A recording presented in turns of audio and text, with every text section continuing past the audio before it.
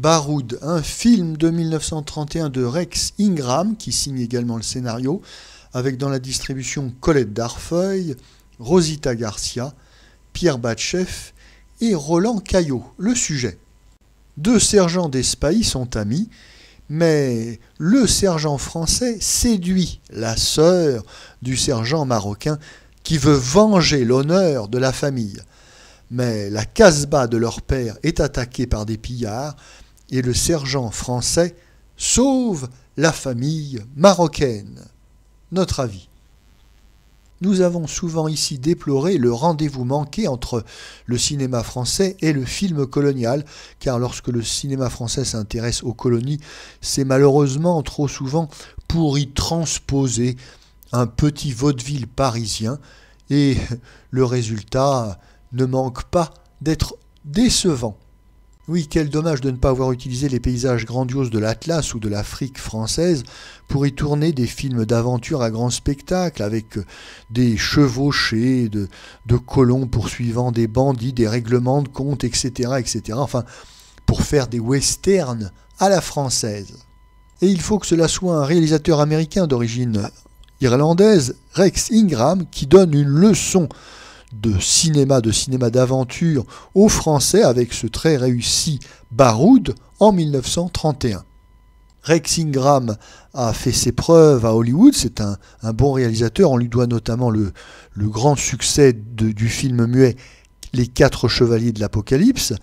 Il posera ses valises en France en 1924 et sera le propriétaire du studio de la Victorine à Nice jusqu'en 1930. Alors, ce Baroud de 1931 est une coproduction franco-anglaise, mais dans la forme et dans le fond, ce film répond à tous les standards de qualité hollywoodiens. C'est un très bon film à grand spectacle, grand public, une réussite complète, une leçon de cinéma donnée aux Français. Rex Ingram, en bon réalisateur hollywoodien, va appliquer la bonne recette du film d'action réussi, du western colonial sans faille. Alors on commence par un scénario original, écrit spécialement pour le cinéma. On ne va pas adapter une pièce de théâtre ou un roman, comme malheureusement on le fait trop souvent dans le cinéma français. Et ce scénario original va faire la part belle aux décors naturels, aux paysages grandioses de l'Atlas.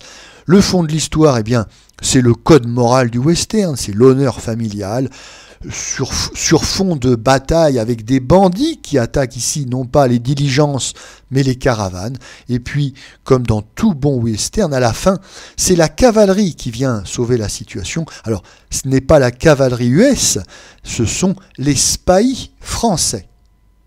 Ce film, très bien équilibré, alterne avec bonheur les différentes scènes. Alors nous avons des scènes exotiques où le spectateur européen satisfera sa curiosité sur les mœurs des populations du Maroc du Sud. Nous avons des scènes d'action avec les combats et les chevauchés de poursuite avec les bandits, les scènes à grand spectacle donc. Et puis nous avons des scènes de romance où l'on va nous raconter avec beaucoup de délicatesse l'histoire d'amour qui va unir un sergent français et la fille d'un cheikh arabe. On regrette que la belle leçon de cinéma donnée ici par Rex Ingram ne soit pas suivie par le cinéma français qui fera des films coloniaux la plupart du temps décevants, à l'exception parfois de bons films comme Pépé le Moko ou bien Yamilé sous les cèdres, mais malheureusement ce sont des exceptions la plupart du temps. Le film colonial pêche par un récit qui sent le factice, l'artifice, et la faiblesse des moyens financiers ne permet pas la plupart du temps de faire des films à grand spectacle de qualité.